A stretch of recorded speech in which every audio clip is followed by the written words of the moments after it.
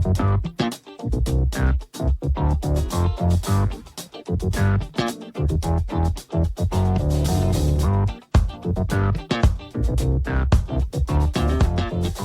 folks, and welcome to the Daily Ratings Podcast.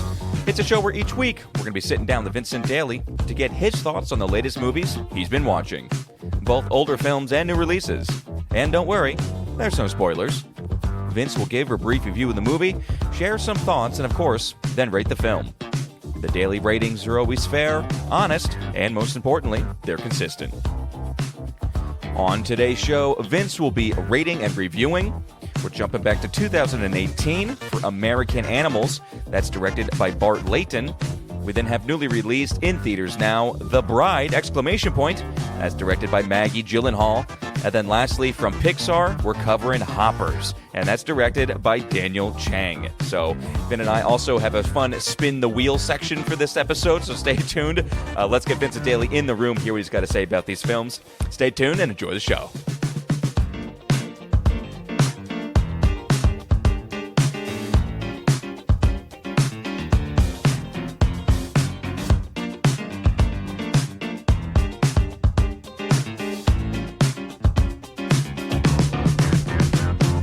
Mr. Vincent Daly, how are we doing across the table, my friend? Thomas, quite a weird week you we had got three here. very, very different films here.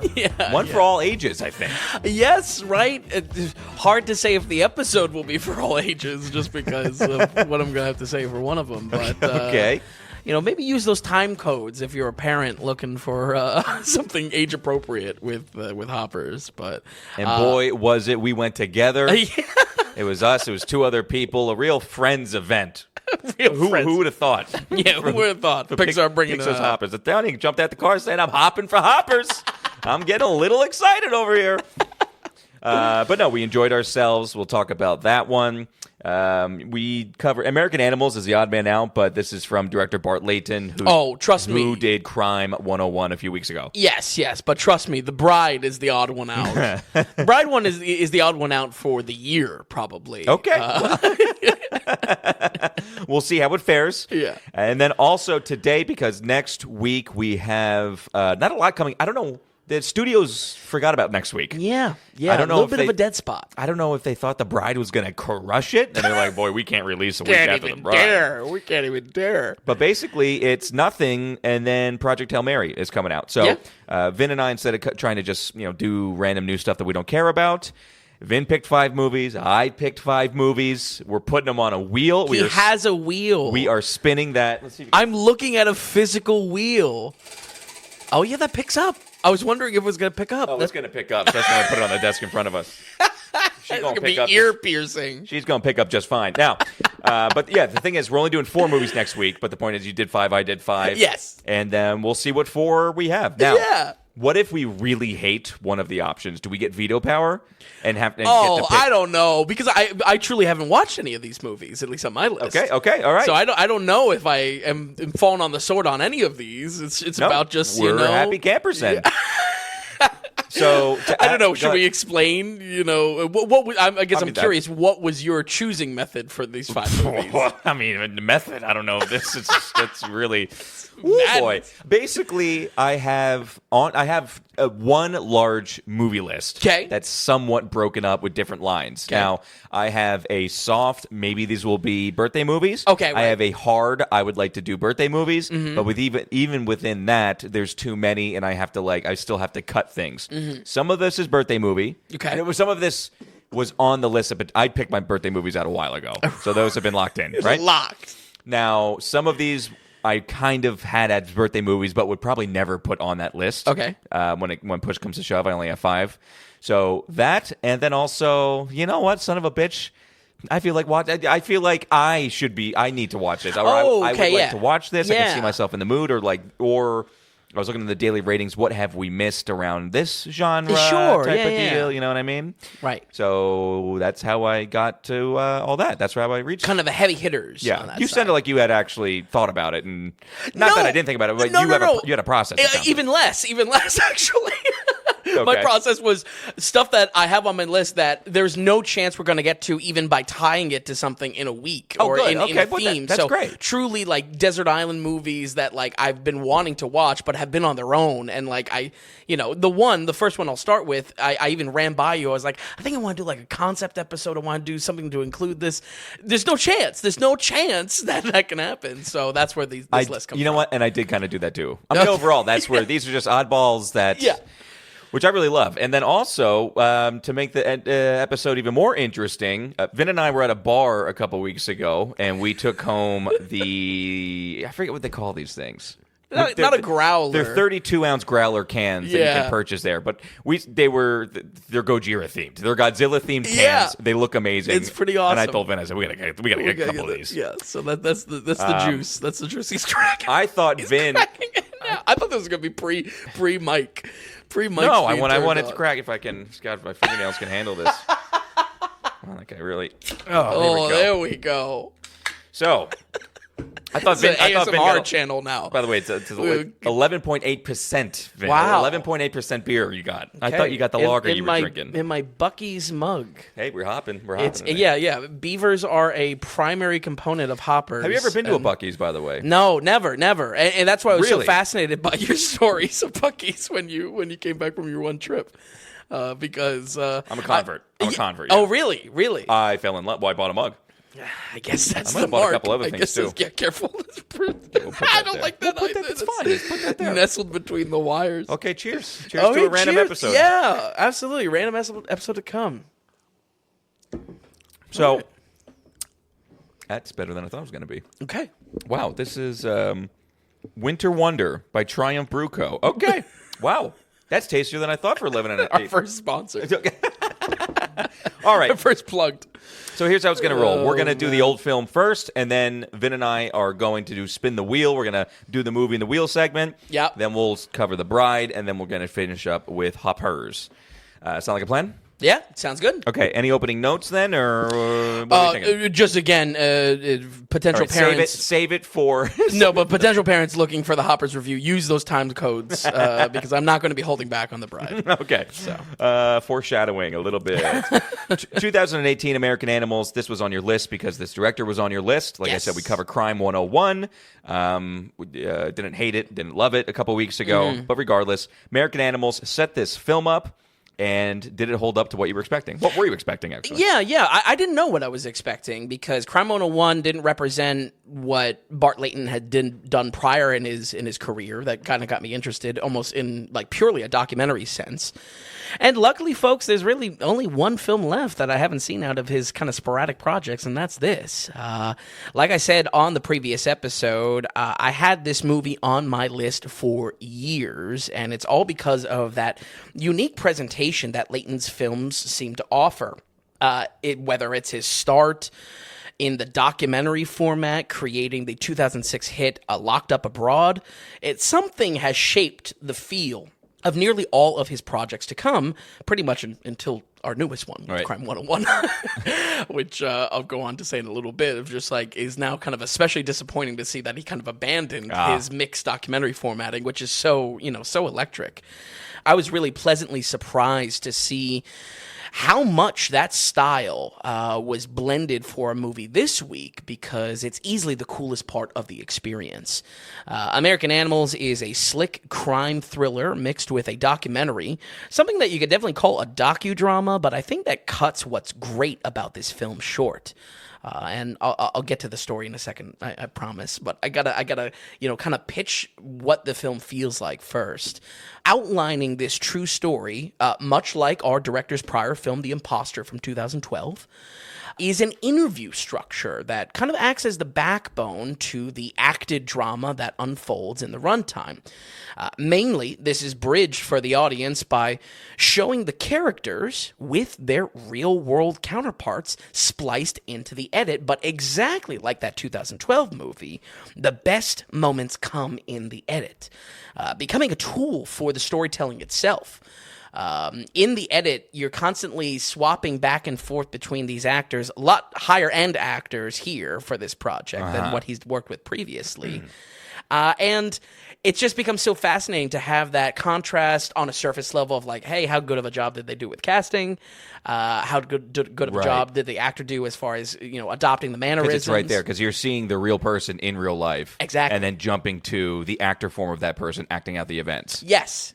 Now, what's the age gap here? This is an event that took place in 2004, correct? Yeah. Early 2000s. This was made in 2018. So, there's some aging now on the real people, but were they looking okay? Were the actors representing the real people okay? I think so. There's some kind of hits or misses when it comes to that. Mostly my praise, though, is just like how that's bridged. Sometimes that is blended with the real actor and the real person on screen at the same time, like in the same scene, talking to each other. Oh, really? Which is really interesting. To my memory, only like happens like at one point in The Imposter, which was his previous film. But what surprised me was just how that as well, again, became a tool in the storytelling of this, and how that perspective was used to communicate unreliable narration across all these characters, how they see the events unfold, how as the story is playing out, as the drama is playing out, they'll pop into comment and say like, I didn't remember things that way, and have it actually change aspects of the scene was so cool. So cool, and for sure the reason to check out this movie. It's definitely unique and different. Yeah. I would be terrified to do a project like this, though. Yeah. Because how do you blend it? How do you make it look good? How do you make it actually feel like a film? Did it feel like a film? I did. Or it's like I should be watching this on True Crime Channel. No, it definitely did feel like a film, but you're exactly right. It's kind of a nervous half step in between Locked Up Abroad and The Imposter, which I would purely call documentary. There's certainly like acted out bits, recreated, scenes and whatnot, yada yada. But this is truly a half step between real movie and that documentary DNA. It's something interesting. Yeah. It's something that we don't get a lot. It really is. Props. Yeah. And I didn't know this was going to too. be like what he carried over for this project. I thought, if anything, American Animals was just going to be a normal crime movie like Crime 101, and that he was kind of just hanging up his documentary roots. But no, very fascinating. That's kind of a half step between, and very unique for that reason. Yeah. So, as for the true story, we are set in Kentucky during the early 2000s, primarily following two college kids looking for something to break the monotony of what real life is shaping out to be. Spencer Reinhard is an aspiring artist that craves life experience to become something truly great, which often lands him hanging out with his reckless friend Warren Lipka, who has a taste for stealing. While touring his new life at university, he discovers their library houses a collection of ultra-rare books totaling somewhere near $12 million. What starts as a fun hypothetical between the two quickly becomes an obsession to methodically plan a heist to break out of their ordinary lives, slipping further and further into something that they cannot back out of. Again, my main pitch here is all in structure. This was such a uniquely delivered story that we even talk about sometimes of like the cliche of like based on true events and whatnot. And sometimes that can be fun, kind of tracking back and forth of like, oh, did they do a good job in casting? Yeah. Researching after the fact. What actually the film got right, what it got wrong. But seriously, here the two are blended together, and definitely the hook for where I would recommend this. So I would say with that, like being my main pitch for the film, I'll talk a little bit about casting, mostly because we are shown them side by side. The acting performance wise, both Evan Peters and Barry Keoghan are still really early on in their careers, but show exactly what future roles they're going to grow into. I think Evan is a perfect match for the real life Warren, but I do think Barry is a bit too weird to play Spencer. If anything, I saw Barry as every kind of role that Barry fills in. Yeah, Barry Keoghan.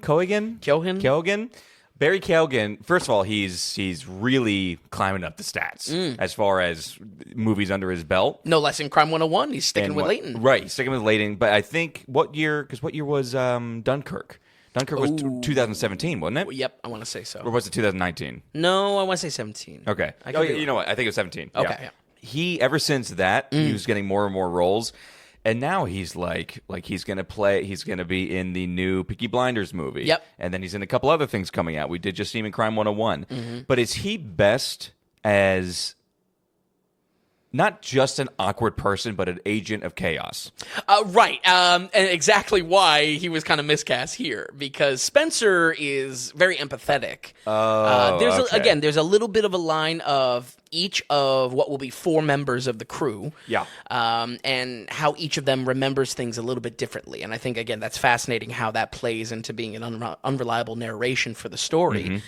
Barry, though, seems way too chaotic and way too, like, unhinged for the real life Spencer, who has, like, a Kentucky accent and, you know what I mean? Like, he just wants to paint birds and, like... I mean, we'll see what he can do. Correct me if I'm right. The reason why I'm focusing on Barry so much is just because he's definitely the one who shined the most after this, as far as this whole cast goes. I think so. As far as career goes, absolutely. Yeah. Isn't he going to be the Riddler? Which makes a lot of sense. In Batman 2? Well, Riddler was Paul Dano in The Batman. Oh, no, I'm sorry, the Joker. Oh, yes. We got that weird tease. I forget how that was released. I think he's in the credit. I think he's in... Yeah, we'll see. We'll see. I mean, we'll talk about Agent of Chaos. I guess he's perfect with that. I don't know. He's going to be in more and more things, and we'll see. Because think about what he's not being crazy. Yeah. Okay, he's being weird and, in Dunkirk... He gets still something quiet. Well, something happens to him. Yep. Right. Yep. And then in the not that Scottish Highlands movie. Oh. Gosh, what was it? Not Killing of the Sacred Deer. He's weirdo in that. Banshees of Inisherin. Banshees of Inisherin. Yep. Yeah, he just plays someone on the spectrum. Yeah, a townie. Yeah. So I don't know. He's not getting a lot of normal guy roles. Exactly, and I think it's really the only one that I see as just like a slight miscast. Yeah, that makes sense. And again, maybe if it even highlighted just like they're side by side a lot of the times. So it kind of shoots itself in the foot. We do eventually see 2 other guys pulled into the heist as well, and have that same split time of real world and actor on screen. I thought these 2 fit.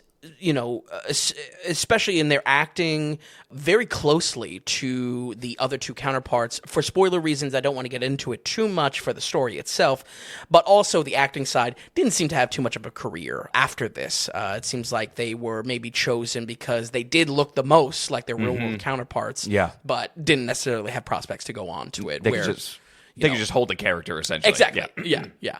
By the way, it was circling in my head. Barry Cogan, the Sam Mendes Beatles 4 films coming out. Yes. He's playing Ringo. He's got a crazy schnozola. It makes sense. I mean, Barry Cogan's not the most handsome looking guy. You know what I mean? Every time you bring up this, specifically the Ringo side of this Beatle biopic, I want to talk about Ringo's art career. I want to talk about his paintings. Do you know about that? No, I didn't know. Okay. You know what? It's such a different podcast. Okay, Vin rating famous people's secondary art career. No. George W. Bush. Okay. My only thing is we'll have Ringo Starr. We'll have, what's another one? What's Spock? What's his name? Leonard Nimoy. We'll have Leonard Nimoy's art gallery. Maybe his music career.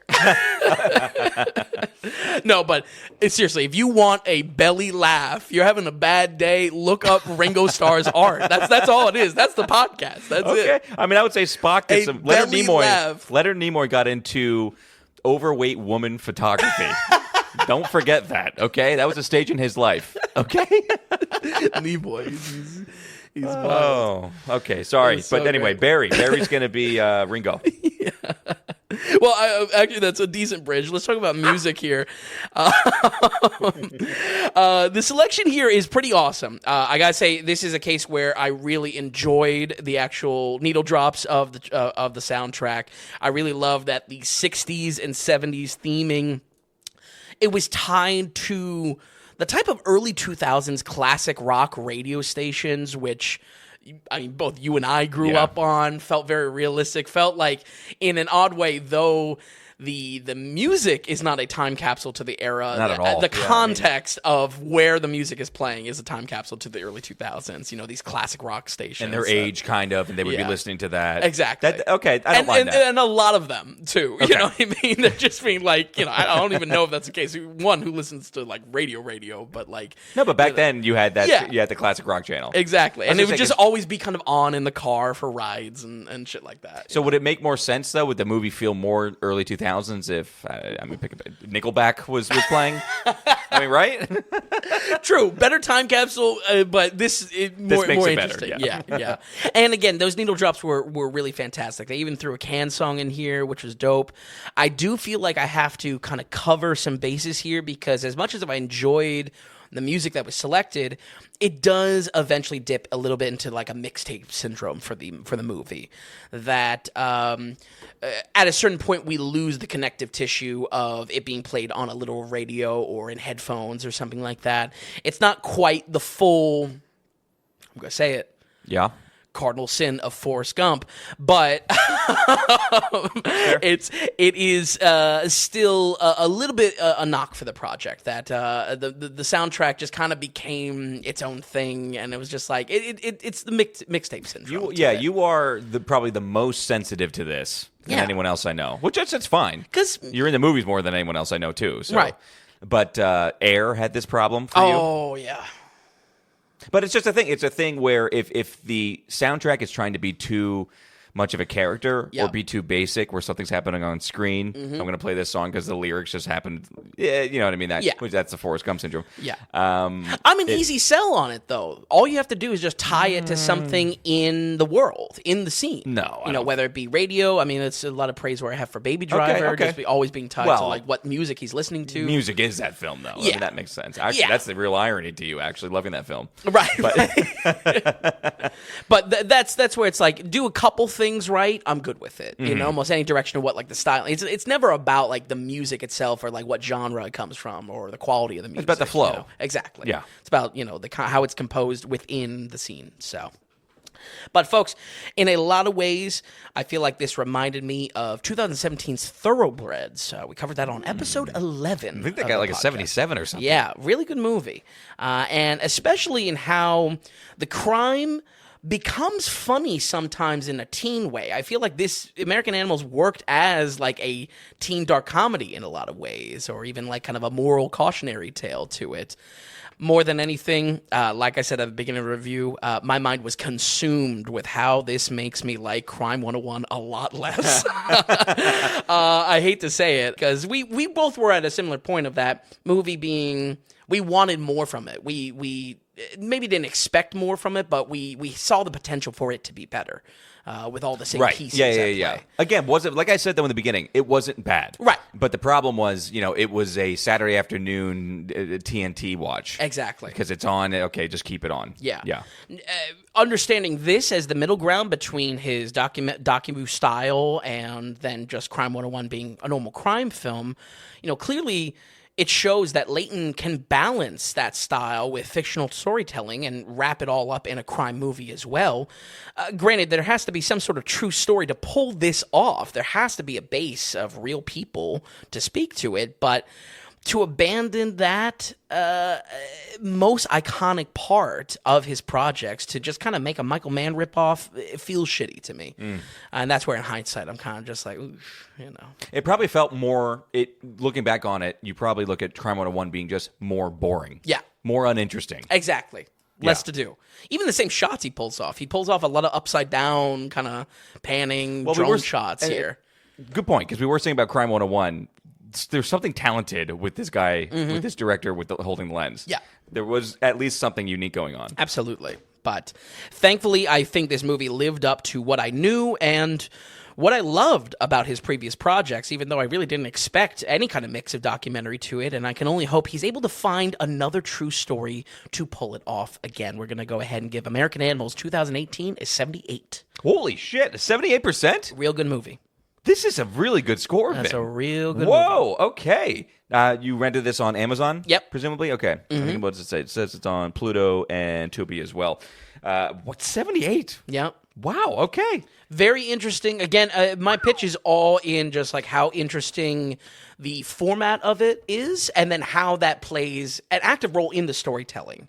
It's not just like, we get some real world interviews spliced into, the crime being recreated. No, how those two sides touch each other is exactly where this is like one of a kind. It's actively cool. It's making you appreciate the film more and more. Absolutely. 78% is a big score. Wow. I mean, Layer Cake got a 69. This is I'm giving you shit. But okay, excellent, Vin.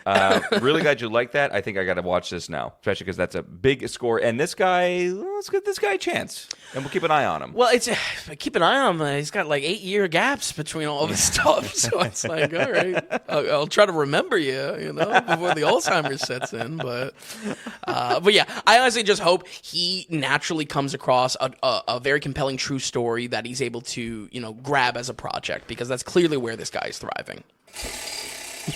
Uh-oh. That's my cutoff. That's my cutoff. All right, here we go. Here we go. Now, Here, let me just set it on the desk. How loud is this going to stop? Here we go. We're good to go. That sounds a little bit better. Okay, all right. Now, It's a little loud. can I do a test spin? Because I can loosen it or tighten it. Okay. Because you don't want it to be too stiff. Okay, all and right. it goes to round But then it's twice. going to go on forever. All right, Well, do it. just say, is it too long or too soft? I think we're going to have to cut down this segment. No, not at all. All right, that's not bad. That's pretty appropriate. All right, that's appropriate. I mean, this is... It built some tension. Yeah, I'm practicing for Price is Right. Okay. All right, I so... didn't think what the hell is a Welcome to a new segment, folks. This is... I don't even know what to call it. Wheel of Movies. All right. This beer is delicious, by the way. Yeah. So, Vin, let's do you get one, I get one, you get one, I get Okay, one, yeah? sure. That way And again, my I'm writing side- them on the wheel. I don't even have like skin in the game for them necessarily. It's just like legit movies I've been wanting to check out. Don't know if I'm even going to like them. So we'll Okay. see. Hold on. Let me pull up my list real quick because I'm afraid that I actually last minute had 6 and needed to cut one. 1, 2, 3, 4, 5, 6. Son of a bitch. You do Oh, I have to know. cut I know one. what to cut. I know what to cut. Okay. I got no interest in that one right now. Okay, so folks, like I said before, Vin's got 5 movies. I got 5 movies. We're going to put them on a wheel, spin it 4 times, and these are the movies we're covering next week. Okay. Don't be afraid to email us or donate in a little bit and tell us, do you like this idea? Should we do this more? Or, maybe when we have a dead week coming? Absolutely. I wouldn't be opposed to getting, user suggestions on the wheel because, again, it's just kind of like there's a random aspect to it. Can I be honest, too? This could even be a very simple one that we keep in the can. Yep. If you're sick, if I'm sick or something Sure. like that, and we Yeah. need to just throw something out there, we could pre-record this son of a bitch. Yeah. And just spin the episode of, and then, just watch movies anyway. Okay, Vin, what is your first movie on the list? Well, first pick, again, was the example that I said that I wanted to kind of make a whole episode out of. It's Playtime from 1967. Uh-oh, tell us something. Playtime? Playtime. This is a movie, from what I understand, that has like no script. It's all just visual comedy, and it's supposed to just be like a very weird comedic film from the 60s. That's about it. Comedic film? Yeah. Okay. It's comedy. I'm sorry, I can't even write on the... You that can't even fucking marker that came with No, Amazon. no. It's terrible. Let me go. Hold on. Okay, I got a permanent marker here. Okay. Since the the wheel works great. Thank you, China, for the wheel, but they need to work on the dry erase markers. Okay, what was it called again? Playtime. Playtime. Starring. Oof, see, that's where I don't. Wait, why is it on the list again? Because I wanted to make a whole episode around it. I never got around to it. But what is it? It's a comedy. That's it, not dance. Because Playtime sounds like it. Okay. No. What year? 67. 67, and this was on a list just because it was on a list. Yeah. Okay, let's kind of stay within that. Let's stay within that realm because we never do comedies. We don't do We don't comedies. really do funny. Yeah. But I don't want. Anyway, I have Network on here. All right, I'm totally down to watch Network. Network. It's a classic. It's one of the best of the 70s. Meaning It is rated. I have seen it. This I know. This one is rated. I have never seen it though, and I've been dying to Okay. watch it, Word. and it wasn't good enough to put on the birthday list. That's why Network is on here. It's billed as comedy, somewhat comedy. Maybe like absurdist in what they thought was absurd for the time, but I feel like why Network is worth watching is it only gets truer and truer as the years go on with public broadcasts. Like, Okay, so with news. but it's always rated really high. Obviously, it's a well regarded film. Yeah. People know about it, and I just have not got a chance to watch it. And that's why it's on the list. Playtime 67, Network 76. Okay, Vin, next film? Paper Moon from 73. This is a dark comedy crime flick. It is just something that's been on my list forever. It's an old man who's like a snake oil salesman, and he has like an illegitimate daughter, but she turns out to be like the real swindler. It's a really, really famous movie that I'm probably doing a horrible job at summarizing. That's all right. American film? Yeah. I mean, honestly, if you look at the cover, you might recognize it, but Paper Moon is definitely, one of those names on Criterion and shit like that. Okay, so it's not on your list because, I wanted to get this actor. I wanted to get this director. No. Okay, Paper Moon. What year is that again? 73. Okay, Paper Moon from 73. And dark comedy, you say? Apparently. I don't know how much that holds up, but... Okay, all right. Well, for my next one, we'll jump back to 1971. This almost made the list last year. We're covering The Hospital. There we go. The Hospital for our something George C. Scott. Yes. Always the necessary spice. And let me just kind of throw this out here again. The Hospital, 1971, kind of a comedy. It's a medical comedy. It won the Oscar for screenplay. Okay. Medical comedy, won the Oscar for screenplay in 71, and also was nominated for an Oscar for Best Actor in a Leading Role, George C. Scott. Oh, okay. Do not sleep on The Hospital. Okay. Folks, if you're going to watch along, and if this gets picked, I just want to say The Hospital, there's a bad version of it where the audio is not linked up to the mouths moving. Oh. The YouTube version is good. This is also on Tubi, so you just have to deal with a few commercial breaks here or there. But those are the sources. That's the way to go. Okay. The Hospital, George C. Scott, 1971. Cool. What's your next one, Vin? We are moving to a French movie, La Haine. Oh, by the way, I'm sorry. I did say medical comedy, right? Yes, you did. Okay. Which I doubt. Doesn't he have a freak out in this movie? Well, it's George C. Scott. Yeah, It wouldn't be George C. He's Scott film without a freak out. But the reason why I do that is because I just think that... Wait, so you've seen this? I have seen this. Okay. And I've been dying for you to watch it. Right. Yeah, I want to watch it with you, actually. I do have this written down on my list somewhere. I think probably... It was from last year. Yes. I threw it out there, and you're like, no, we're not covering that. Yeah. But I wanted to point it out as a comedy because you and I... This is, again, proof positive if we've known each other for a long time when we're friends, because we've secretly have now kind of 4 comedies. Yeah, what the hell? What is going on here? Okay, go ahead. Your next film. La Haine from 1995. Forgetting the guy's name. This is Vincent, who was in the Shrouds. I mean, that guy. Yeah. He's in he plays the French Ocean guy. 12. Yeah. Yep. This is apparently one of his first films. La Haine is definitely really, really heavily praised over the years as one of the most inventive films to come out of the 90s, no less France. Always wanted to watch it, never knew where to put it, so it's on this week. So it's on the list. Okay, and that's a proper French film, yes? Yep. Okay, Yep. All right, excellent. I have next, I believe from 2019, Okay. 2018, I believe, The Death of Stalin. Oh, okay. Not rated. Okay. Have you watched it? Have you No, seen I don't it? think so. But 2018. Yes. Okay. Let me just double check I'm trying that to think. Sorry. 2017, I'm sorry. Okay, Great well, movie but year. still, yeah, Great no, movie. So it's recent, called yeah. The Death of Stalin. Vin. Okay.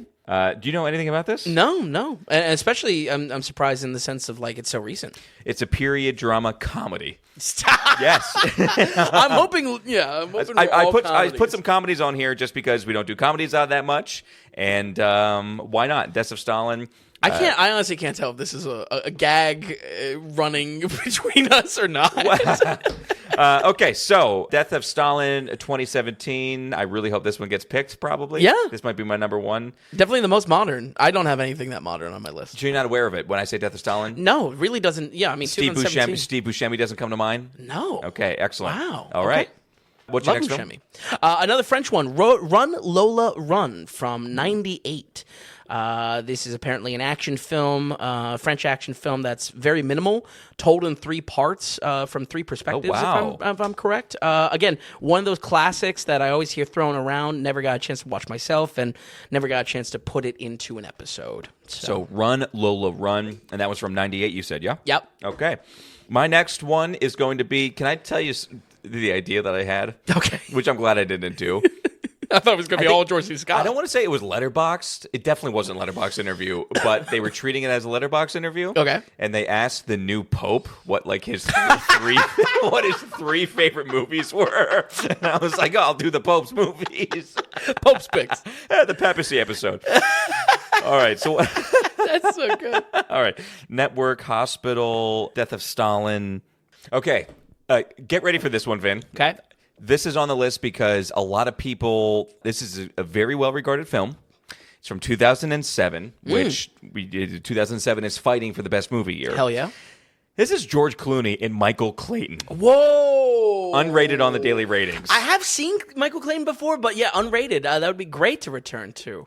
I've never seen it, and when people talk about more and more, it ended on multiple lists of like in the top 50 for the past 25 years. Once when 2025 came around, and I was just like, come on, give me a break. No, Right. this can't be really. And then it kept on coming up. Interesting. So I was like, Michael Clayton's on my list. Wow. It's not on my birthday list. Yeah, I mean, they I'm definitely putting Clooney say that's, among Clooney's acting, not exactly, like, known to be, like, the best of the best, but, like, that is one of his gems. Okay, so Michael Clayton, you have one more pick. What is your last movie? Well, probably the wildest pick. My interest in this movie has literally only come from seeing the screen grabs of the scenes, the sequences. It looks insane. I believe it is a 6-part movie that is kind of tied together. Maybe why can't I think of it? The Wachowski brothers, we always say it. Anime? No. The movie we love. Cloud Atlas. Oh, Cloud Atlas. Yeah, maybe Cloud Atlas. Why did we not put Cloud Atlas on this episode? Because we're never getting around to it. It's called The Fall. It is a Spanish movie from 2006. The internet has kind of exploded over this film. I don't know where it was kind of discovered, where it kind of grabbed, because it wasn't like, in the ether, in the 2010s. But I feel like recently the internet has really like latched on to the visuals of this movie, and I'm excited to check it out if it gets picked. Now, are we going to be confused because it's part of a 6-story plot that we're not getting? All within the movie. All within the film. Yeah. So 6 little vignettes. Exactly. That's what I mean by like, Spanish a Cloud film, Atlas. The Fall. Yeah. 06. Okay. All right. This is going to be fascinating here. I hope we can find all these movies if they get picked. I got one more here. We are jumping into 1941. Humphrey Bogart with a great director, John Huston, with the Maltese Falcon. Oh, that is a great pick.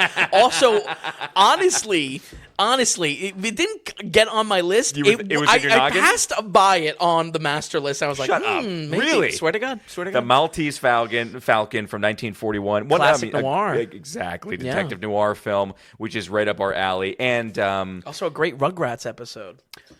okay, I'm going to have to watch that for the episode if this gets picked. And then also, John Huston, we want to start covering more and more. He's got such a slate of films, and it's Humphrey Bogart. How could you not? By the way, another reason why I picked Network, just real quick, that was our Something Duvall. Since Duvall passed away. That's what that is. So if I'm reading these... spices to a good episode, something... All right, so our list is Playtime from 1967, Network from 1976, Paper Moon from 73, The Hospital from 71, La Haine from 95, The Death of Stalin from 2017, Run Lola Run from 98, Michael Clayton from 2007, The Fallout from 06, and The Maltese Falcon from 1941. Great. All right, so we're doing 4, correct? Yep. All right, let's spin this puppy. Here we go, folks. It's exciting. It's exciting stuff here. I need someone to audit this. What is our first pick? We're taking bets here. Everybody have a good time. We're having fun on the podcast here today. Second sponsor of the podcast. Okay, so the first film we are covering is from 1973, Paper Moon. Oh, there we go. That's a hit. And it looks like we can rent this on Prime Video so everyone can watch at home. Here we go. You ready, Vin? Okay. This is going to be our second film. Now, should we cover these when we do these on the podcast? Do in order in the way we flip them, or by year? I think just by year. Okay, get ready. It's 1971's The Hospital. Oh, no. George C. Scott, here we come. And a little bit of George C. Scott. God, I can't wait. Can we watch this one together, please? Of course. Absolutely. Oh, my gosh. He's so ridiculous. A wild film. We have not done George C. Scott in quite some time. A comedy. It was Patton from Last Birthday. Yeah, right. Crime comedy. Oscar winner. Okay? He was nominated for Best Actor. It's insane. Wait, real quick. Wasn't this the TV movie, though? Or did we talk about something else as the TV movie? Oh, George C. Scott. no, we talked about other. Well, we talked just in general. In general, career. but I know he redid the 12 Angry Men TV movie. Okay. Okay, here we go. Third movie. We've got 2 more to go. Wow. Thank God I got on the list. I was afraid. You were afraid? Yeah, I was terrified. We have from 1976, Network. Oh, I mean, this is looking to be a real good episode. I'm psyched to watch this. I have been circling Network, and I just been saying to myself, I'm going to save it either for birthday. We'll end up covering it. I mean, it's certainly iconic, and some of the lines. I feel like it's been a while since you've seen it. Well, we didn't cover it on the podcast. No, we didn't cover it on the podcast. Definitely pre-2019. But yeah, it's a good movie. Here we go. Let's see if I can get a third one on here. Just absolutely break your heart across the table.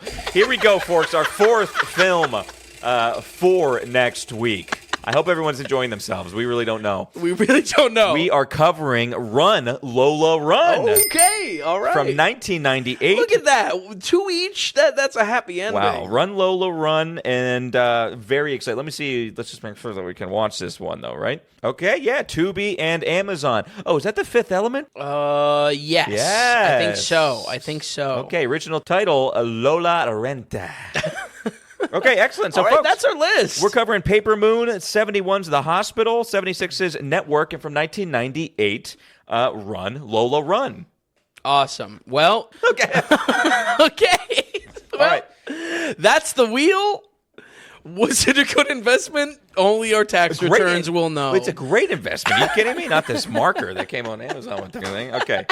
All right, Vince. So there you go. That was the segment of the podcast. So that's next week, folks. If you want to listen along, watch along, feel free to do so. It's actually a sick move. That's a sick list. I think that's a great list, actually. I think this is a heavy hitter list, ironically, from some of both of our choices. I'm just like, yeah, sure.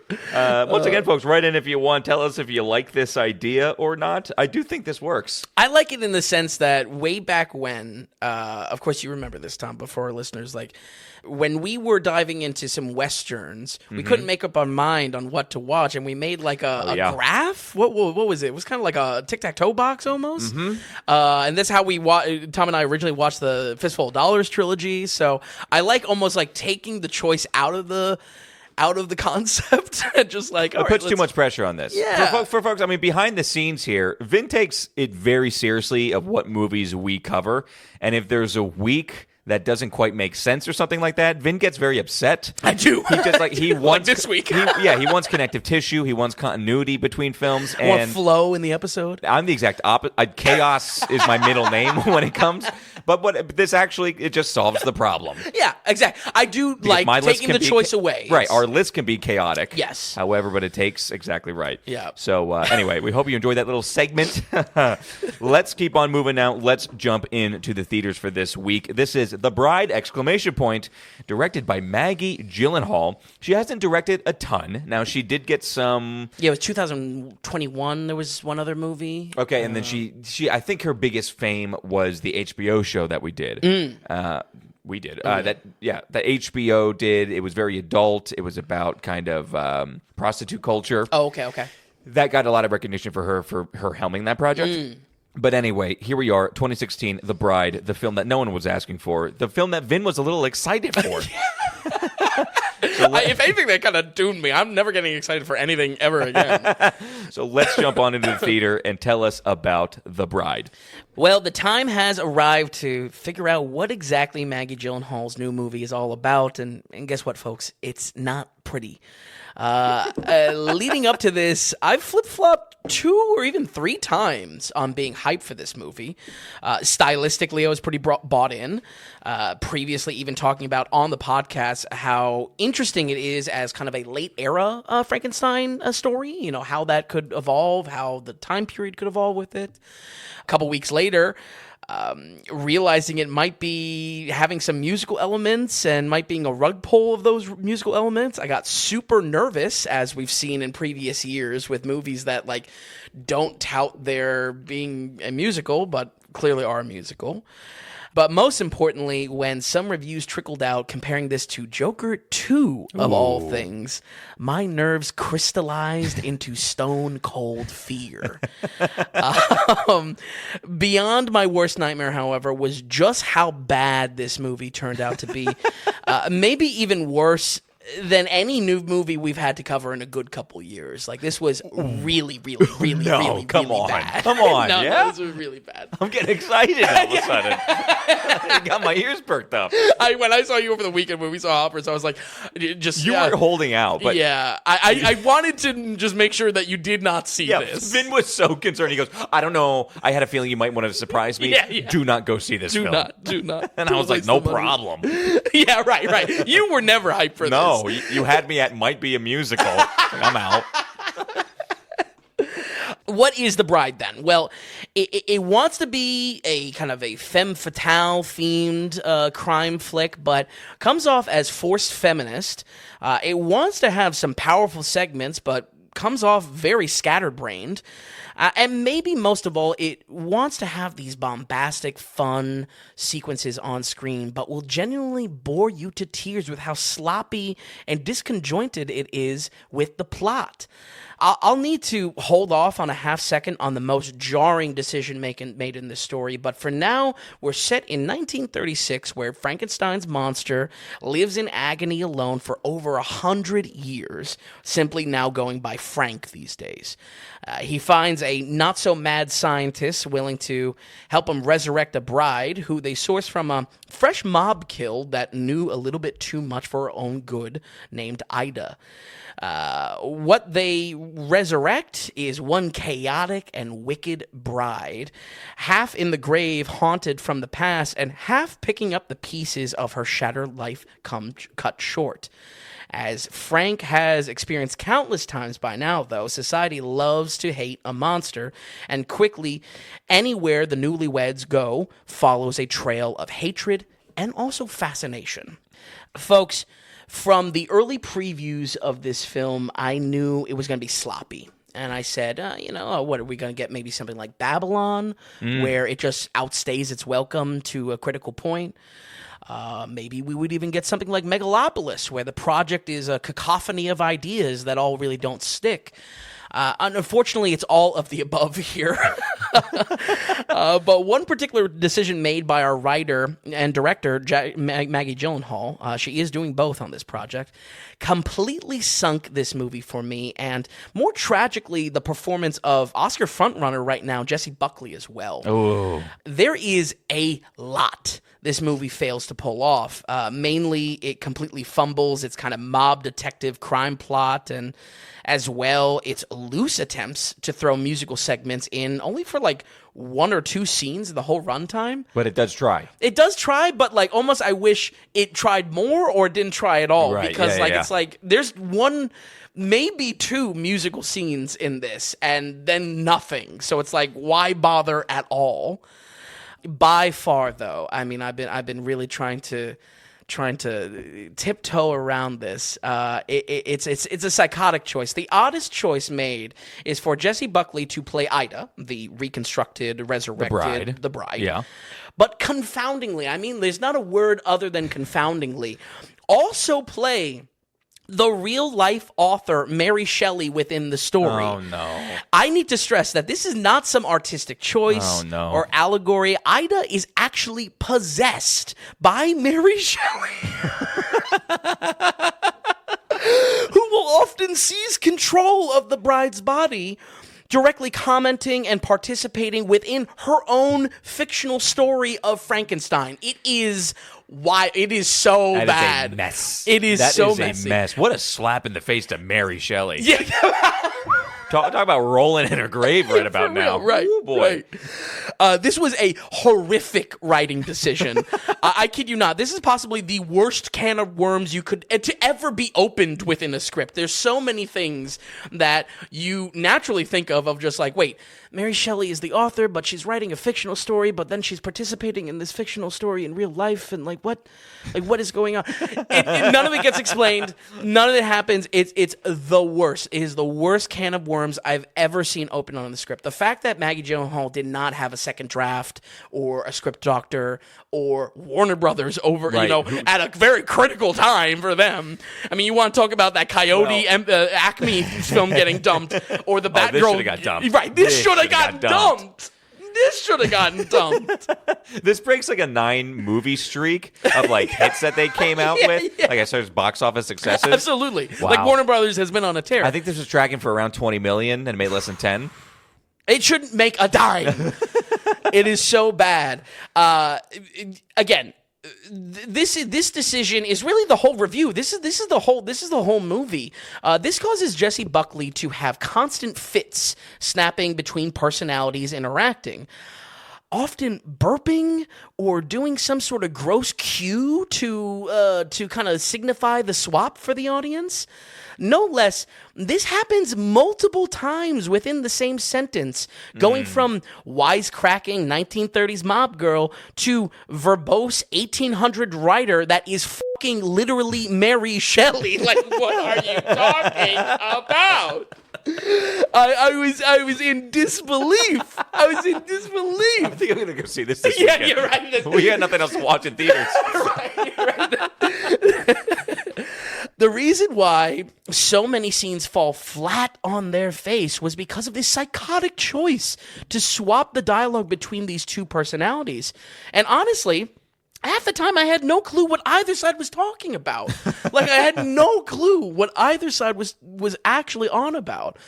I seriously think this makes and I hate to say this because I don't really like the organization, but a Razzie tier performance for Buckley, no less, who's probably going to win Oscar for Best Actress this very weekend coming up. like what's happening to me? It's so... Man, now you can't blame her, right? Because she's just trying to do what the script is, right? Right, and in a sense, she's definitely overacting. Killing it, right? Almost, in a way, right. In a way, she's killing it. In The Burden, this also adds to the trend of two actors playing the same character, but this say absolutely. Two actors. I gotta say this. I mean, it's starting to make sense because I don't know, as far as promotional material or like social media buzz, I saw Maggie Gyllenhaal speaking a little bit. Yeah, I don't know if I've seen these two, Christian Bale and Buckley, really out on the trail, right, promoting this movie too much. Yeah, they must have known they had a dog. I only think so because it's just like there's I take no such, way. Go ahead, sorry. No. There's just no way that I could see any producer, any suit, and I'm not trying to align myself with the suits on this one, saying this is like, no, we're not putting this out there. What are you talking about? I wonder what happened.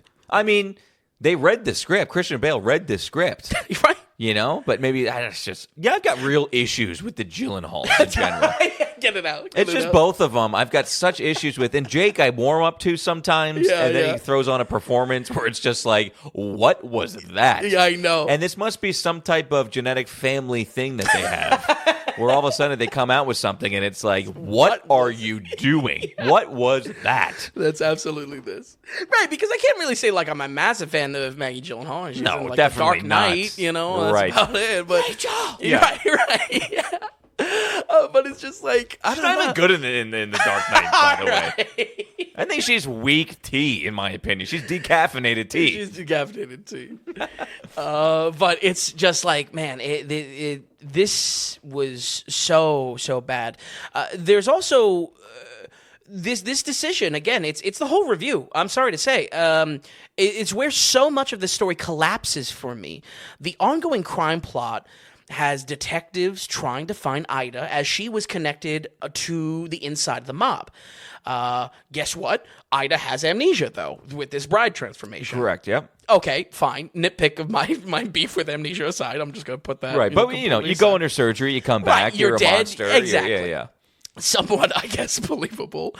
And honestly, I think it would be fine if it was just, this story was just Ida's side as the bride, kind of concerned with remembering and retracing her steps to uncover this crime mystery. But no, Entirely no. When the ghost of Mary Shelley controls the bride, she's often commenting on the corruption of the decade she's never lived in, or worse yet, trying to rally women of the 1930s to revolt in this Joker-style eat the rich scheme.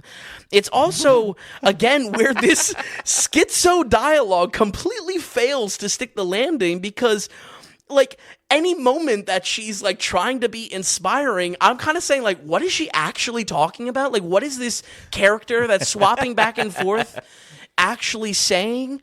The rally cry of this movement is brain attack? Okay. You really want to compare to Joker? I mean, like, you get what you deserve is a lot more like to the rationale of what they're doing. Brain attack doesn't really stick, so toss that to a script doctor. And it comes from a scene where not a single character in the room relatively understands what the hell the bride is on about. Like, it comes from a scene where she swaps back and forth between Ida as this 30s gangster girl and literally Mary Shelley, the author of this fictional story. And Christian Bale is like, what did I hitch my wagon to? Yeah, for real. The scene that she's like is supposed to be like this rallying cry that really like galvanizes, the women of the 30s. Right. It's like suffrage movement, correct? This is like suffrage movement stuff? No, it's definitely trying to be eat the rich. They're killing people. They're the revolt that happens is crime themed. Gotcha. So the specific scene that it happens is so like disconjointed. She must have swapped back and forth legitimately like 6 times in the speech. No one in the crowd is sold by this. No one in the crowd. Everyone is bewildered by like, what is this psychopath? What is this like schizo meltdown that's happening in front of me? No less the acting. This is also all positioned within musical dance scenes. It's so much worse. It's so much worse. Musical dance scenes that have completely disappeared after the first hour of the movie to never come back is the explanation that Mary Shelley was able to inspire this dance. I don't know where the dance comes from. There's not what we talked about on our recent episode, the heightened reality of like why dance is the way to express emotion. Why are these characters resorting to dance, even if it's like not meant to be real or whatever?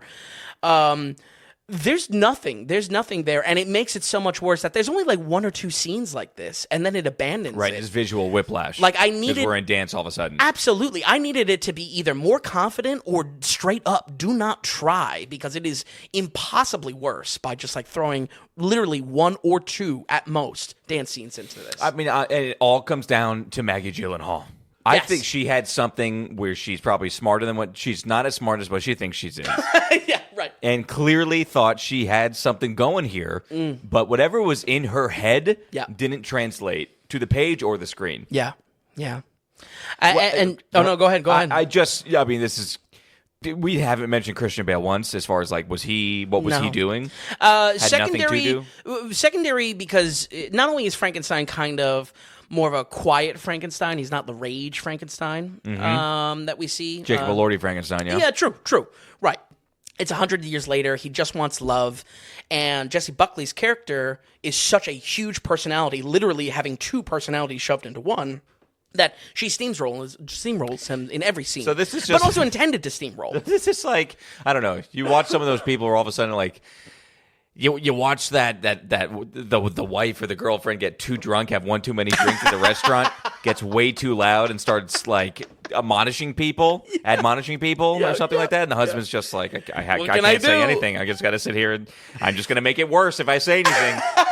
That's Christian Bale. That's not bad. Yeah, that's Christian Bale.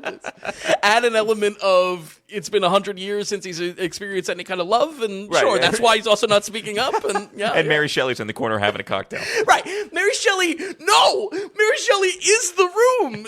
She's a literal ghost. Oh my God, it's so. Right. It broke my brain in 2. I humbly say, what the f*** was Maggie Gyllenhaal smoking? How the hell did this not get tossed to a script doctor? How the hell did this not get canned during Warner Brothers' most like pivotal moment of acquisition. like how do the suits look at this and say, yeah, let's let it go through, and not Acme versus Coyote or whatever the hell that movie was. Hey, we might like that movie. Stop shitting on that. No, all right? I am. Okay, I'm gonna say, all right. I'm rooting for that movie. Just retract the claws a little bit there. All of Warner Brothers is going down with this movie. All of the goodwill of the last 9 movies. Put a button on it. Straight up, I had plenty of more notes of either some half praises on set design decisions or further complaining about how much of an afterthought the musical elements were here. But seriously, this ludicrous writing decision rots the movie to the core, and to the point that nothing surface level can even save it or even matters at all. As far as this year, next to Luc Besson's Dracula and Lee Cronin's The Mummy, this rounds out a trio of alternate macabre adaptations for this year, but without a doubt, this will stand as the worst. I really had to sit my ass down on this score. Can't wait for this. And I think... Just really think about what it actually gets. And for a movie that unironically ends with the song Monster Mash, I'm not joking either. Like, what the fuck? It became pretty clear where this needed to land on the ratings. I say that now, and I'm now all riled up, and I want to give it a worse score. We're gonna go ahead and give The Bride a 24. A 24? That's okay. Yeah, that's I was hoping for the teens. It really was. It was a 19. This is a little high. Walking out of the theater, it was a 19 in my mind, straight up. Okay, like no debate. What did Flight Risk get? Do you remember what Flight Risk got? I think that's around 24. It's definitely in 20s. I think that 22, 24. In the 20s. I was really hoping for the teens on this one. Okay, all right, 24%. Horrible film. Horrible. I wish it was so bad it's good. I wish this acting it's was over like 2 hours I could too. laugh at it. No, it was nuts. It was insane and so bad, so cringy.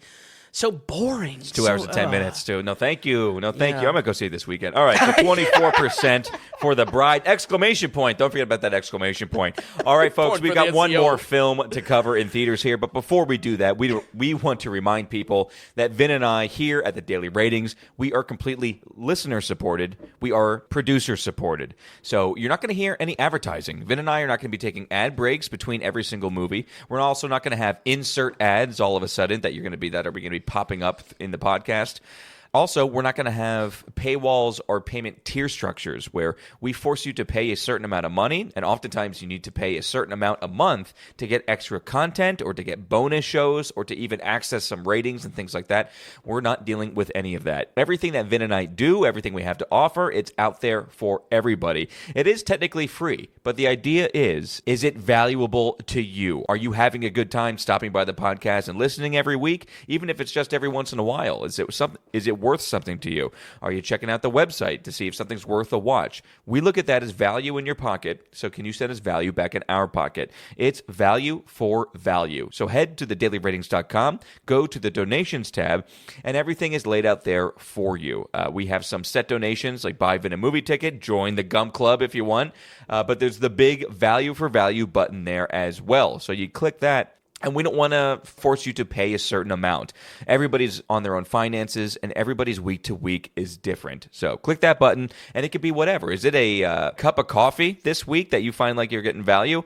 Is it even more than that, or are you in a better financial situation? So you can donate whatever you want, whether it be $5, $50, $500, $5,000.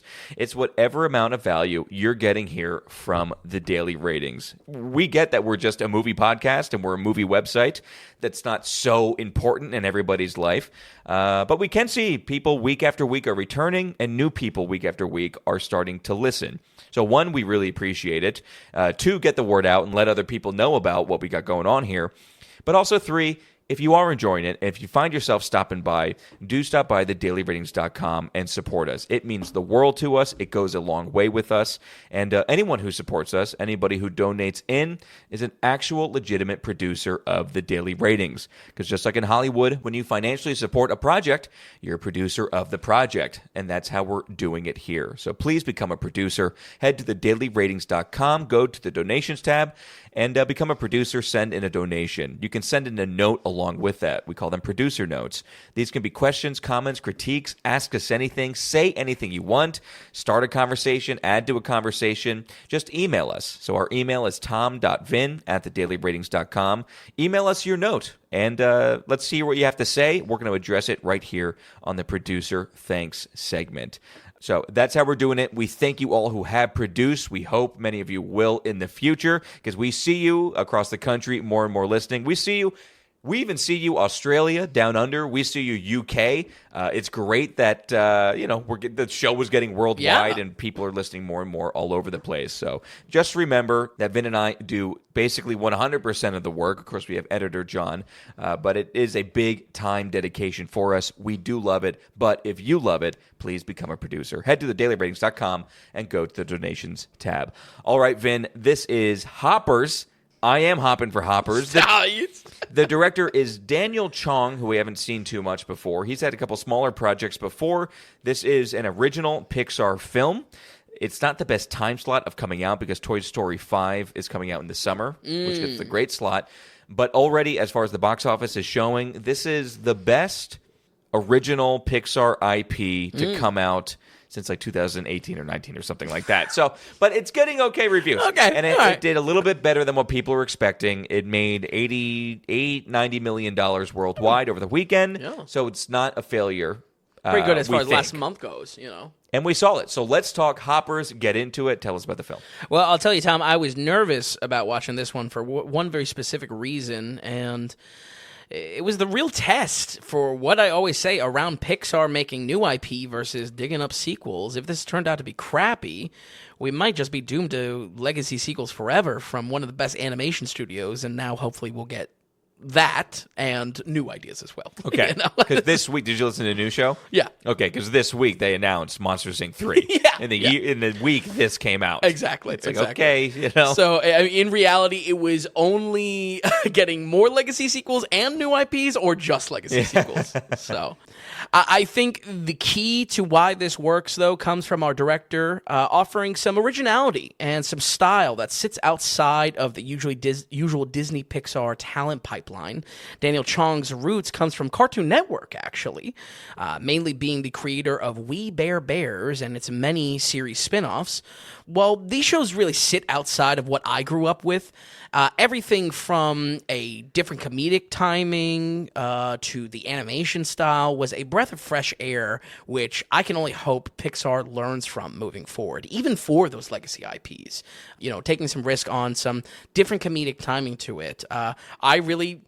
I'm just spitballing here. I think I'm not much looking forward to Toy Story 5. I don't think that trailer looked good. I can't wait for the episode. Yeah, right. I'm excited for the episode. Some of the best episodes of this show is going to come like almost week after week in June. Yep. Like we have a Steven Spielberg episode. Yep. Just 5 Steven Spielberg films, and then all 5 Toy Story films. Yep. I cannot wait. Big episodes. Yeah. But you're right.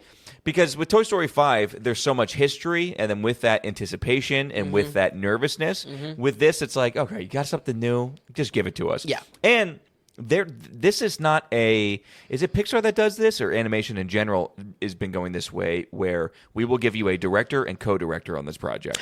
Definitely Disney. The Disney pipeline is that, where they have almost a torch, hand of the torch, with like this old director, new director. And this person might write on this, and the next one they're co-directing or something and the next one, sure, we'll give you straight directorship. Yes, that's absolutely the Disney side of this. Pixar a little bit separated from that, and but they gave it from to the same Daniel playbook. Chong. Wow, okay. Yeah, again, I've never seen We Bare Bears. I don't really know his comedic roots, but like a Cartoon Network talent, that seems kind of cool. I like that. I like that he's just like not in their pipeline at all. So, and I feel like that resulted in a fresh feeling film with this movie. Okay. So, not a bad point. Yeah.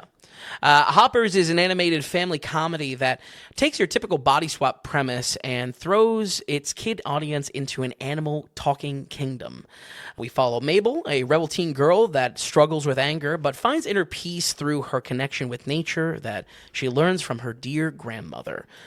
Nonetheless, she struggles to contain that anger when an enterprising Mayor Jerry plans to build a new highway through the grove she swore to protect. which mysteriously has been vacated by all the wildlife once living there. In an effort to bring back the vital beaver population to the grove, Mabel discovers a new experimental technology on her campus that will let her figure out what exactly went wrong with the animals. By using what her professor calls a hopper, she's able to transport her brain into a robotic animal body, able to understand their language, and slide down the slope of making the situation 10 times worse. This movie had a bit of a slow start, I'll say. I feel like just half the scenes felt a little bit empty. But mostly my feeling here was just like we were just waiting around for the hook in the story. I forget what movie you talked about it. I think it was actually maybe One Battle After Another, of just like waiting around for what the real content of the story is. I feel like this first chunk suffered from that. I think they were slightly going for an Up moment because the beginning of Up, like, it's grabbed everybody by their heartstrings and ripped their hearts out. I think they went for a little bit for that. It didn't quite hit as heavy. It was hard to go that heavy. And then they stretched it out a little bit too long. Yeah. I think if kids are watching, they're sitting there being like, when are the animals coming? Can we get to the animals? And as far as adults go, it's cute, but you do have to rush the storyline along. Yes. So that first chunk, it's not even the first half, I should say. The first half hour. Yeah, exactly. Yeah. Just a little bit just to get to the hook. But I would say once we get into the animal world, things really take off in a great way.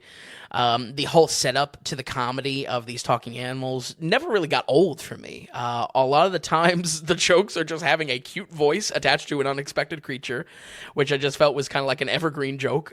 Like it just always worked in some way. I also think that there's a great scrambling pace to the story once Mabel is in the hopper, in a way that I didn't know how long they could keep it up, but did so in really, really fun ways.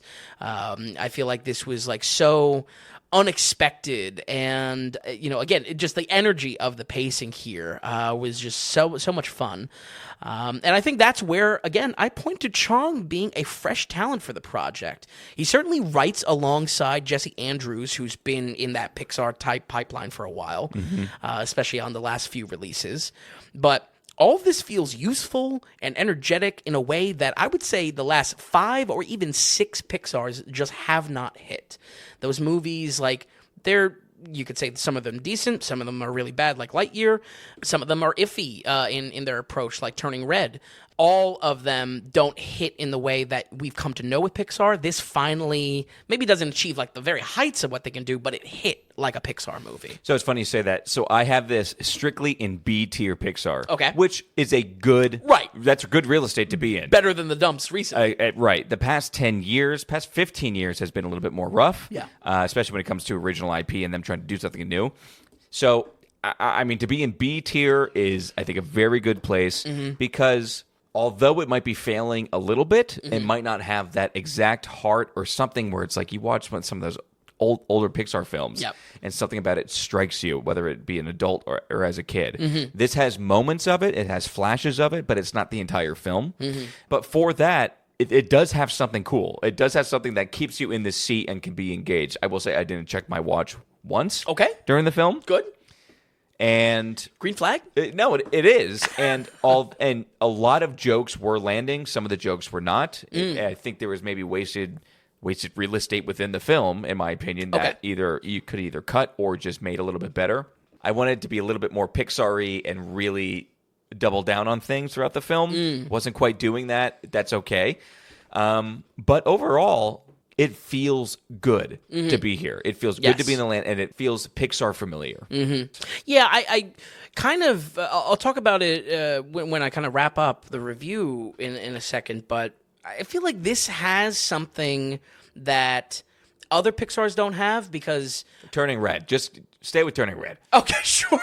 I don't want to stay with Turning Red. Okay. I like Turning Red. You didn't. No, I didn't like it. Right. I hate Turning Red. This is my Crime 101. Turning Red is my Crime 101 of this film. Because after watching... now you're looking back for us on after watching Hoppers, I'm like, wow, Turning Red really is shit. Screw that movie. This is Disney Plus bullcrap. This had juice. Yes. Not all of the juice. Yes. It not all of the juice. It didn't have Toy Story 1 juice, or you know what I mean? But it had juice. We'll see how much juice that has when we return to it. But yeah, there's something here that I think my general thought on it is that this lacks the usual what we praise of like a good kids movie is something for adults, something for kids. Yes. And something like Inside Out, heavy hitters of Pixar in the last 10 years or so. That comes from an emotional message that the adults pick up and maybe the kids kind of grasp. Here, it didn't really have a big emotional message, but I feel like the energy of everything was for everyone. And it wasn't just for kids. Correct. And some of the jokes straight up will be adult focused, Yes. and then some of them will be kid focused. Right. Because you're so right with the theming. Mm-hmm. It didn't really have like a lot of, sharpness to its ideas, but No. it was just fun for everyone. No, but okay, that rolls into one critique I had of the film. Okay. Now, part of the reason it's almost why I like the film, but part of the reason why I can ding it a little bit, where the storyline goes places, and it's fun to start somewhere and end somewhere for sure. And I didn't see that coming, but it is a kids' film, so don't whack me across the face too much. It was just like, we're doing this now. You have this going on in the storyline. I don't know if this needs to happen. Exactly. It does get a little bit wild. Yeah. And I don't know if that's necessary for a kid's film. I think kids are going to get lost in the sauce a little bit. Okay, interesting. Now, for adults, obviously, we can carry along, and that's Right. we're good. But I just think maybe simplify things a little bit and just land it in the jokes. Give the adults something. Because even that, with us growing up in peak Pixar, I love watching a Pixar film and loving it as a kid, and it's amazing and yada yada. 10 years later, you watch it, and I was like, I didn't even get that joke. I didn't even know what that joke meant. Absolutely. 10 years ago. Right. That's that amazing That's the adult magic kid aspect. Yeah. And where we always praise, like, it may be silly to take a knife to a kid's movie and say, like, is this good? But, like, there is a value in determining, like, there are better kids' movies than, like, other movies. Right, yeah. I gotta say, I did really enjoy our voice cast quite a bit. Mabel is voiced by Piper Cruda, and in addition to just being a slightly rougher character than your usual Disney character, I thought she really did a good job. I make note of this because for the entire time I'm watching the movie, I thought she was the voice actor from Moana, which in my own headcanon, I was like, oh, that would explain why they kicked her out from the live-action Moana movie. But no, I was wrong. Disney just kicked her out for good, for no reason, and, has The Rock in the live-action movie, so not sure what's going on there. Gotta rep it for my boy, SNL's Bobby Moynihan. It's a voice acting role. Can I say this is him like really breaking out big time? Not exactly, but I did enjoy seeing him. I'm glad he got the paycheck. That's for sure. Exactly. And then, to be honest about it, so the mayor in this film has a big role and a big arc. Yeah. The mayor of the movie, and I don't know if I knew it was John Hamm. I didn't know I don't either. think I knew. Yeah. And again, he was a good. wild role. Yeah. There's a lot more to the second half of this movie than I expected, and really goes in a lot of unexpected places. Dave Franco is silly in it. There's some good voice roles going on. Yeah. So, folks, if I think I wanted to be a little bit cynical with this, I could easily compare this to other cute talking animal projects, Pixar's own A Bug's Life, maybe more recently Illumination's Secret Life of Pets. But even with those comparisons, Hoppers had a surprising amount of unexpected twists to its second half to keep things interesting. A lot of the time when we praise kids' movies, like I've been saying, it's because there's something for the parents to enjoy in the room, but I think this was enjoyable for all ages because of how it never stopped trying to surprise the audience with wild and funny moments. We're going to go ahead and give Hoppers a 73. A 73%. I love that. I love that score. It didn't blow me away, as I said. Not A-tier Pixar. Mm-hmm. I don't know if I needed A-tier. Yeah. Just be better than Lightyear. Be better than Turning Red. Yes. And they had something original here with a director that they were kind of like, go for it. Yep. It had a little bit of Pixar magic, not full Pixar magic, not Finding Nemo. But I love this. I'm not gonna give it 2 shoes. Okay. But it is B-tier Pixar. Yeah. And you didn't fall asleep? You didn't watch the clock? Well, that's for sure, yeah. There's something to be said for that. And a 73% is perfect for right there. I recommend watching if you are a Pixar kid like we are and grew up. Yeah. It's something to throw on if you, whatever, date night. Just go. It's cute. Go ahead and watch it. And if you have kids, I think it's a great film to watch. Yeah. Go to the movies and see it. It was an okay time. Yeah. Going to the theater. Absolutely. But it's certainly going to show on Disney Plus soon. So go ahead and click play because it's worth it. All right, Vin, looking at these scores, anything you have to add, want to touch on, highlight, or roll credits? What do you want to do? I loosely want to touch on what we heard when the Mandalorian and Grogu trailer played in the theater. You have a quote from the kid that's Yeah. There was a child that the trailer came to a close, or whatever the ending note it ends on. It's probably like a cute Grogu moment. And this kid just goes, Star Wars so funny. And I just turned to Tom. I go, that's Disney's marketing right there. You're right, kid. Star Wars is so funny. It's so funny. It's so funny. It breaks my heart. I will say I was staying away from Toy Story, the Toy Story trailer. Yeah, same. But it was forced in front of us in this movie. Nerves. You know what I mean? Like, it just kind of like every low-hanging fruit possible in the jokes. In a way, it makes sense. I have to say, this is all in the eyes of coming off of Toy Story 4. Okay, yeah, which I haven't seen. Oh, and I have some of the strongest feelings I've ever had about a film. Period, kid or otherwise. Was Toy Story 4. It was the first time I thought, this is maybe the first actually movie thought I have in my life, was Toy Story 4. And we'll see when that comes up later in the in summer. Stay tuned. I'm excited because I know I was already kind of like out of caring about Toy Story by 3 even, you know? And people praise 3. By 98, you were... No, I'm not trying to say like I was too cool for it. I watch cartoons. There was something there. It was just like, this is already kind of like, I'm kind of done on like making an arc out of these toys. By 3 or 4, I'm sorry. By 3. I never watched 4. Because people say, I don't know, I must have seen 3, but I only watched it once and I've forgotten about it a little bit. People say it's one of the best trilogies. Yeah, right. Quentin Tarantino says it's one of the best trilogies of all time. But even not with his kookiness, people truly love the trilogy. Absolutely. But there was just something that was just like, I don't really need to see the life cycles of these toys. I mean, it's a problem core to the sequel idea of There's something depressing about it. Yeah, There's something utterly depressing about it. Yeah, I don't need it. You know, there's already enough of like the imagination of the toys being key to like why Toy Story works. But man, this new one, just like every low-hanging fruit possible felt like was in that trailer. Right. You know, every joke you'd expect, you know, on a dartboard, you know. Or a wheel that can be spun time and time again. How about that wheel? But absolutely, Vin, and we might not need it, but we certainly are going to get it later in the year. So stay tuned for that.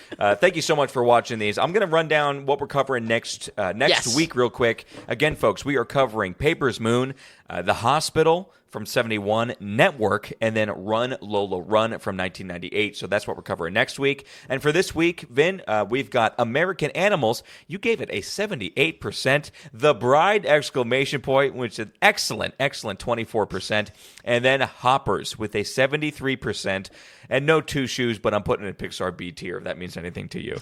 Folks, we always have a blast week after week. We hope you do too. I'll be back here for the new show on Tuesday. And next Thursday, we'll have Vin back in the chair right here on the Daily Ratings Podcast.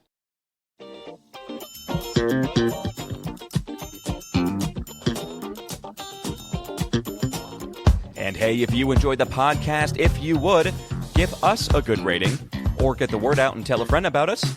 And just a reminder that the Daily Ratings is completely producer-supported.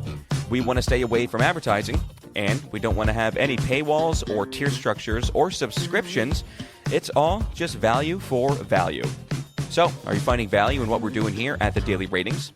Then become a producer and donate whatever amount of value that is. Just go to the donations tab on thedailyratings.com, and while you're there, be sure to check out the massive amount of films that Vince has rated. So thanks so much, everybody. We'll see you next time on the Daily Ratings Podcast.